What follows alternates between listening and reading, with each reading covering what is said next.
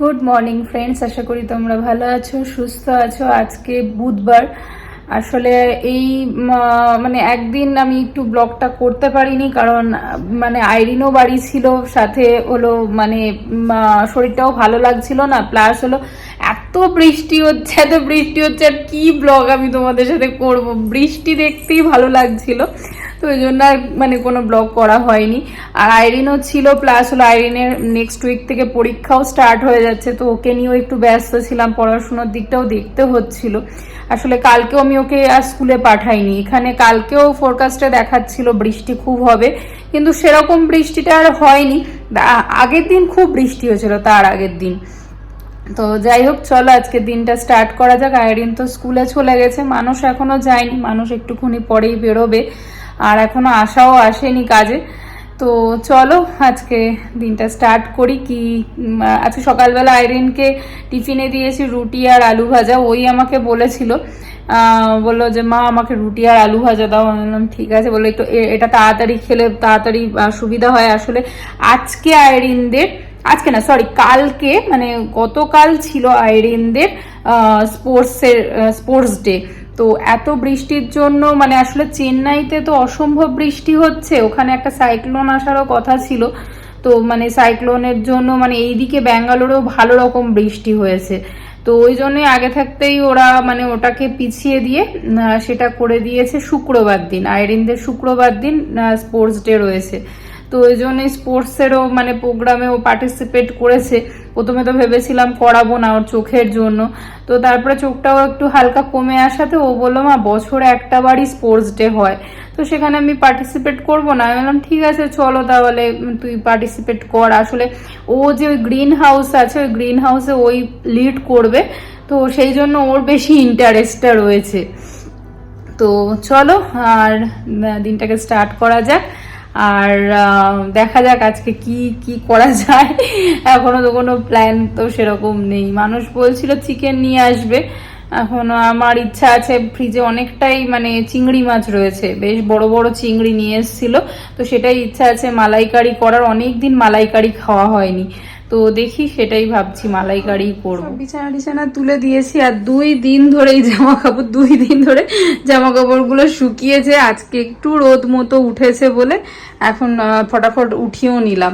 ভাবলাম যে এবার ফোল্ডও করে নিই। সব রুম পুরো ক্লিন হয়ে গেছে, আশাও কাজ করে চলে গেল, এবার মানুষও বেরোবে অফিসের জন্য, ওয়াশরুমে রয়েছে। আর এই যে সব রুম ক্লিন করা। এইদিকে কয়েকটা জামা কাপড় আইরিনের গায়ে একদম ছোট হয়ে গেছে, তো মায়া লাগে। এখন মেয়ে বড় হচ্ছে, ভালোই লাগে, কিন্তু সেই দিক থেকে আবার মনও খারাপ হয়ে যায়, এত জামা কাপড় পুরো ছোট হয়ে যায়। সব এগুলো নতুন নতুন জামা, এত মনটা খারাপ লাগছে দেখে। বিশেষ করে এই মানে এই প্যান্টটার 8-9 ইয়ার্স লেখা, এই দেখবে বিশ্বাস করবে, এই দেখো এই প্যান্টটা আমি কিনে দিয়েছিলাম ওকে। আমরা আগের বছর ডিসেম্বরে গিয়েছিলাম গোয়াতে, তো তখনই তার আগেই কিনেছিলাম। দাঁড়াও এই দিকটায় লেখা নেই, লেখাটা এইখানটায়, হ্যাঁ 8-9 ইয়ার্স। ওর গায়ে আর এই প্যান্টটা হচ্ছেই না, এত মনটা খারাপ লাগছে। এই একটা প্যান্ট, এটাও আমার দিদিরা আগের বাজে এসেছিল, ওকে এই প্যান্টটা দিয়েছিল, এই জিন্সের প্যান্টটা। একটা জিনিস আর গায়ে হচ্ছে না।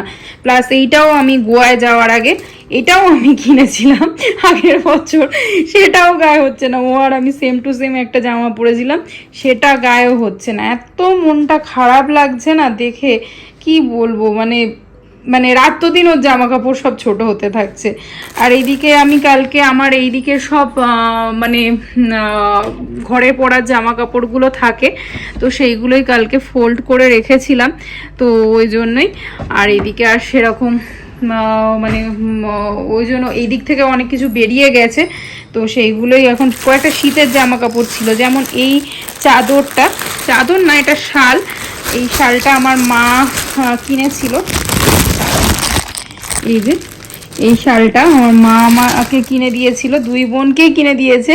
তো আমি ব্ল্যাক আর সিলভারের ওপরে কম্বিনেশনে নিয়েছিলাম, দিদি মনে হয় গোল্ডেন আর ব্ল্যাক, আর মা মনে হয় একটা ইয়েলো কালার এরকমই কিছু একটা নিয়েছিল। আমাদের ওখানে জানো তো নেপালি মানুষ, এই নেপালি বলছি কাশ্মীরিওয়ালা অনেক আসে বসিরহাটে, তো ছোটবেলায় মা ওখান থেকে আমাদের কার্ডিগান, তারপরে মা শল ওইগুলো কিনতো।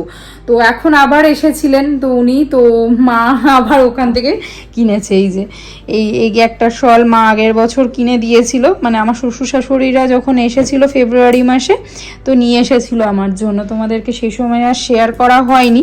শালটা পুরো ওয়ার্ক করা, মানে ওই শালটাও এর মধ্যেই পড়া ছিল ওই আলমারির মধ্যে। তো আলমারিটা আমি পুরো ভাঁজ টাচ করেছি বলে সব পুরো ঘেঁটে গেছিলো আলমারিটার, মানে জামা কাপড়গুলো, সেগুলো সেদিন কালকে বসে বসে ওই সবই করেছি। কালকে ব্লগ করিনি কিন্তু এই সব কাজগুলো করেছি। তো যাই হোক, এই চাদরটা, এই চাদর বলছি, এই শলটা মা আমাকে কিনে দিয়েছিল। শলটা সুন্দর দেখতে, কিন্তু এখানে তো ব্যাঙ্গালোরে এত ঠান্ডা পড়েন না যে শল গায়ে দেওয়ার মতো। আর এইদিকেও সব এই সব মানে সোয়েটার টোয়েটারগুলো কিছু ছিল। মাঝে আমরা নন্দী হিল গিয়েছিলাম, সেই সবের সোয়েটার টোয়েটারগুলো সব এই ওপরটায় আমার সব থাকে সোয়েটারের জিনিসপত্র, তো সেইগুলো সব তুলবো। এই সব কাণ্ড এখন। তো আর কি বলবো, মানে এই জামা কাপড়গুলো দেখলে সব থেকে মন খারাপ লাগছে। আজকে গাছে একটা সাদা রঙের জবা হয়েছে, একটাই হয়েছে। এই ফুলটা কালকের মধ্যে হয়ে যাবে। এদিকে ইয়েলো ফুলও মনে হয় কালকেই হবে। আর কোনো তো সেরকম ফ্লাওয়ার দেখতে পাচ্ছি না। ও তোমাদের বলছিলাম না, এই অরেঞ্জ ফ্লাওয়ারটা আর আসছে না, কিন্তু একটা কুড়ি দিয়েছে, এত সুন্দর লাগছে। দেখি ফুটলে কীরকম হয়। আর আইরিনদের স্কুলে তো সেই স্পোর্টস ডে হচ্ছে পালন, এই যে সব হয়েছে। শুক্রবার দিন আইরিনেরও স্পোর্টস ডে রয়েছে, আইরিনও যাবে। আর ওইদিকে দেখাই, দাঁড়াও তোমাদেরকে, ওইদিকেও ব্লু কালারের ফ্লাওয়ার এসেছে অনেকগুলো, 4টে মতো আমি দেখেছি, 4টেই এসেছে। এই দেখো একসাথে 4টে হয়েছে, এত ভালো লাগছে দেখতে। ওইখানে একটা রয়েছে, 4খানা একসাথে হয়েছে, বেশ সুন্দর লাগছে। কিন্তু এই গাছটা আমার ইয়েলো কালারের যে ফ্লাওয়ার দেয়া, এই গাছটা মারা গেল, বুঝতেই পারলাম না কি করে কি হলো ব্যাপারটা, একদম শুকিয়ে মতো গেল গাছটা। আর তো মোটামুটি সব গাছে এইরকমই অবস্থা। এই গাছটারও একটু জলের, মানে জল বুঝতে পারি না কখন জল দিতে হবে বেশি, কখন কম, এই ব্যাপার। আইরিনদের স্কুলে বিশাল আওয়াজ হচ্ছে সেই সকাল থেকে। আমি এখন জামা কাপড়গুলো মেলতে পারছি না। আমাদের এখানে যে প্লাম্বার আছে ও বললো আসবে, এই রডটা তো খুলে গেছে, এই রডটা বললো মনে হয় লাগাতে আসবে, কখন আসবে জানি না। আজকে দেখো, কালকে কে বলবে, কালকেও বেশ বৃষ্টি হয়েছে। দেখো বৃষ্টির জল ওইখানটা এখনো রয়েছে।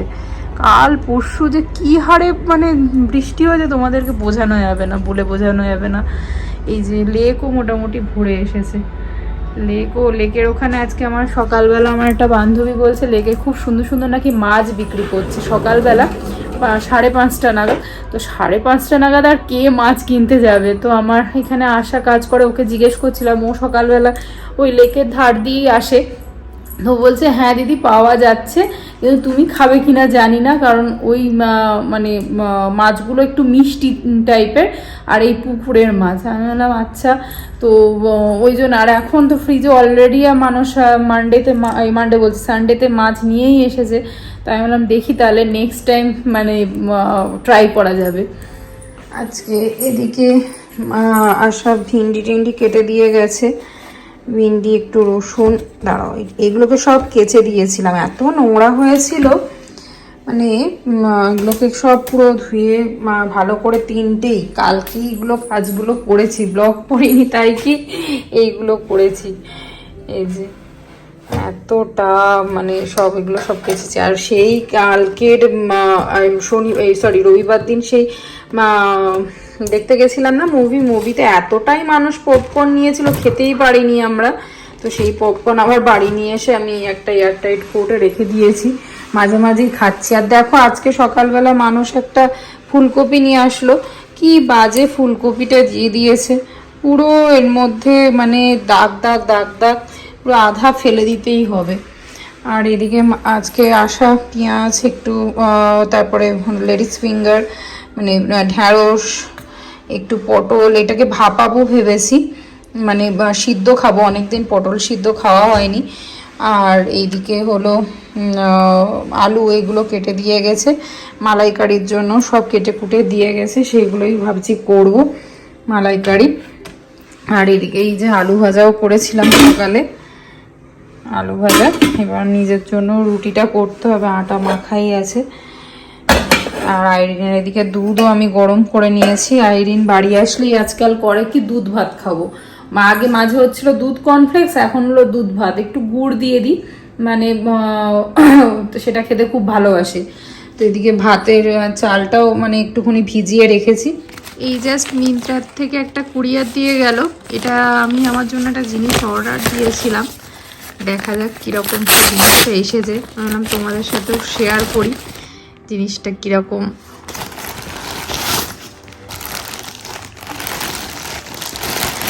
এটা একটা বেসিক্যালি একটা ক্রপ টপ, অনেকদিন ধরেই দেখছিলাম, তো দামটা একটু কমেছিল বলে ব্ল্যাক ফ্রাইডে সেল দিচ্ছিল মিন্ত্রাতেও মাঝে, তো তাই আমি এটা কিনেছিলাম। বেশ সুন্দর কালারফুল লাগছিল দেখতে।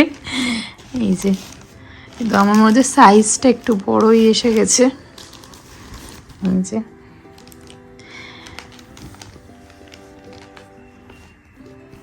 এটা নিয়েছিলাম, বেশ ভালো গেঞ্জি কাপড়ের।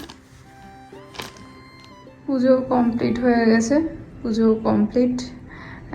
আইরিন আসলে ঠাকুরের পায়ে ফুল টুলগুলো সব দিয়ে দেবে। আচ্ছা, এইটা দেখে আর এইটা দেখে কেউ কিছু গেস করতে পারছো কি? ভিডিওটা এখানে পজ করে তোমরা গেস করো তো যে আমি আজকে কি বানাবো। তো আমি বলেই দিচ্ছি আজকে আমি কি বানাবো, পজ করে দেবে, হ্যাঁ, যেটুকুনি আমি বললাম। আর পজ করে ওখানে কমেন্টে আমাকে একটু জানিও যে আজকে আমি কি বানাবো। আর আজকে আমি বানাচ্ছি হলো, যেটুকুনি যারা যারা মনে করছো ঠিকই, এটা আমি আজকে বানাবো হলো চিংড়ি মাছের মালাইকারি। মানুষ মাছে অনেকটাই চিংড়ি মাছ নিয়ে এসেছিলো, বেশ বড় বড় চিংড়ি মাছের সাইজগুলো।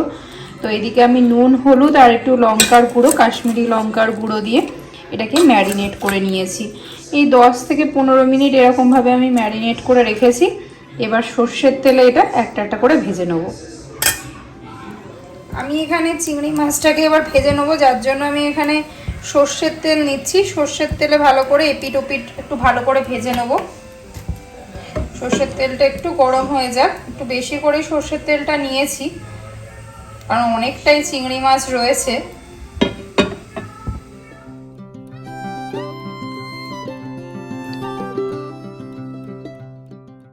চিংড়ি মাছ আমরা সবাই খুব ভালোবাসি বাড়িতে, বিশেষ করে আমি আর আইরিন।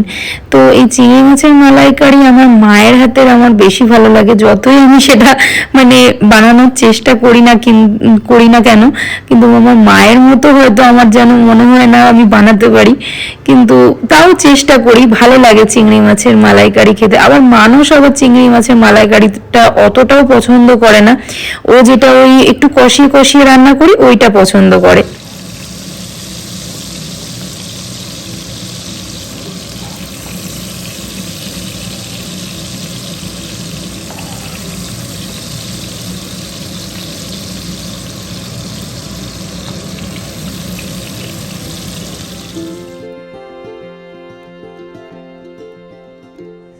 আমি এখানে একটা পেস্ট বানিয়ে নেবো, পেঁয়াজ, রসুন, আদা আর লঙ্কা এই সব একসাথে দিয়ে একটা পেস্ট বানিয়ে নেবো এটার। আমি এখানে একটা পরিষ্কার আবার কড়াই নিয়ে নিয়েছি।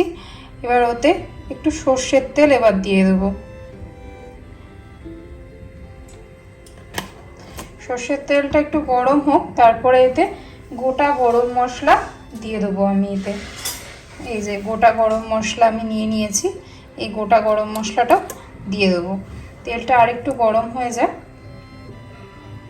তেলটা আমার গরম হয়ে গেছে, এবার গোটা গরম মশলাটাও দিয়ে দেবো এতে। এবার এতে আগে থেকে পেস্ট করে রাখা পেঁয়াজ, রসুন আর লঙ্কা আর আদা, এই পেস্টটা এর মধ্যে দিয়ে দেবো।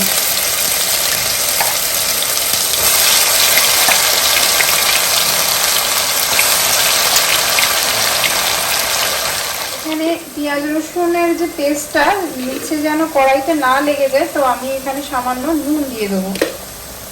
নুনটা দিয়ে দিলাম। নুনটা দিয়ে ভালো করে একটুখানি কষিয়ে নেবো। এই মাঝে আমি আর একটা পেস্ট বানিয়ে নেবো। আমি এখানে বললাম আর একটা পেস্ট বানিয়ে নেবো। তো আমি মিক্সার গ্রাইন্ডারে আর একটু কাজু বাদাম নিয়ে নিয়েছি 10-12টা।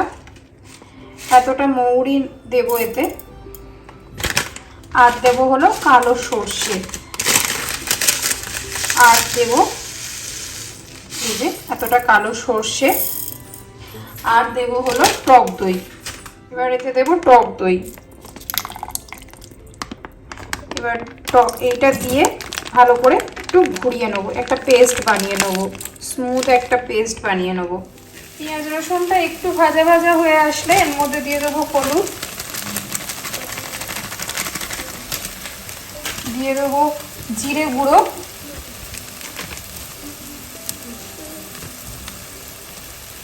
দিয়ে দেবো ধনে গুঁড়ো,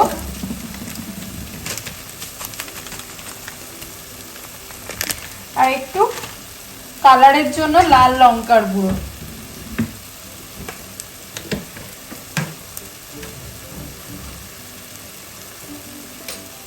আর আমি আগেই নুন দিয়ে দিয়েছিলাম।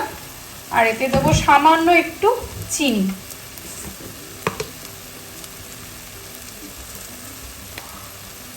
এবার ভালো করে পেস্টটাকে কষিয়ে নেবো।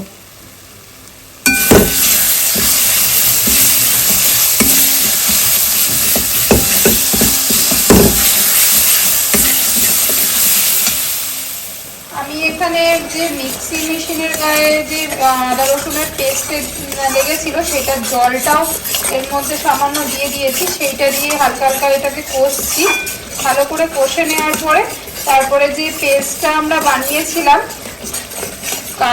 কাজু আর সর্ষে আর মৌরি আর টক দইয়ের, সেই পেস্টটাও এর মধ্যে দিয়ে দেবো। এটাকে ভালো করে কষিয়ে নেওয়ার পরে হালকা হালকা তেল ছিঁড়ে এসছে। এরপরে এই পেস্টটাও এর মধ্যে দিয়ে দেবো, যে পেস্টটা করেছিলাম কাজু আর মৌরি আর টক দই, তারপরে কালো সর্ষে, সেই পেস্টটা এর মধ্যে দিয়ে দেবো। এই সময় গ্যাসটা একটুখানি সিমে রাখবো, কারণ টক দই ফেটে যাওয়ার চান্স থাকে। তো গ্যাসে ভলিউমটা একটুখানি সিমে দেবো।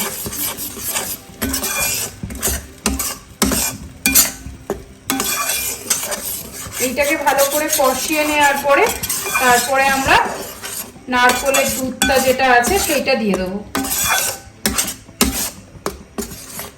এইবারে আমি এতে, এটাও একটু ফুটে ফুটে এসেছে, এইবারে আমি এতে নারকেলের দুধটাও দিয়ে দেবো। নারকেলের দুধটা দিয়ে একটুখানি নাড়াচাড়া করে আস্তে আস্তে প্রনগুলো এর মধ্যে দিয়ে দেবো।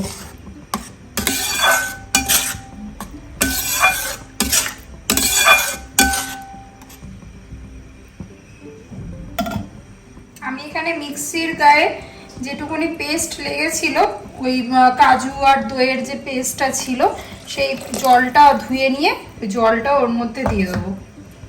এবারে আস্তে আস্তে একটুখানি ফুটে আসলে চিংড়ি মাছগুলো আস্তে আস্তে দিয়ে দেবো এর মধ্যে।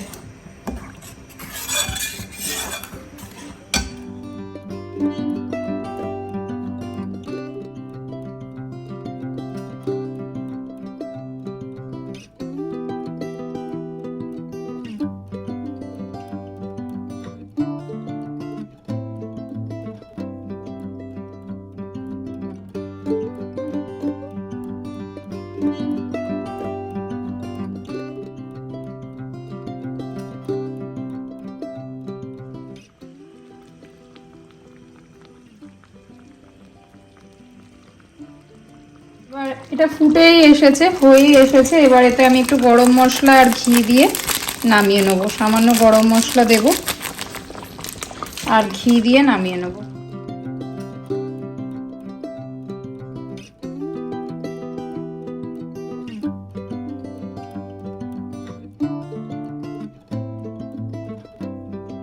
এই যে আইরিনের আজকে ফেভারিট মালাইকারি। তো আইরিন, কিরকম হয়েছে একটু বলো। বাবা, আমি যখন আজকে বানাচ্ছিলাম আইরিন ভাবছে কখন মা আমাকে খেতে দেবে, তাই না আইরিন? ভালো হয়েছে আর খেতে? যা শুনেছিলাম যখন তুমি মালাইকারি করো, আই ক্যানট ওয়েট। বলছে কখন খাবো কখন খাবো। আর আমার ট্রাইপডটা ভেঙে গেল আজকে, কিন্তু মালাইকারির পরে পিঠটাও বাজতে শুরু করে দিতে পারে। ভালো লেগেছে তাহলে? আচ্ছা। আর বাবা বাবা কি বলছে? হ্যাঁ হ্যাঁ, দারুণ হয়েছে। ভালো আছে খেতে? আজকে আমি বাবাকে হেরে দিলাম। হ্যাঁ বাবাকে হেরে দিলাম। বাবা তুই তো অনেক তাড়াতাড়ি খেতে বসেছিস, বাবা তো এই আসলো।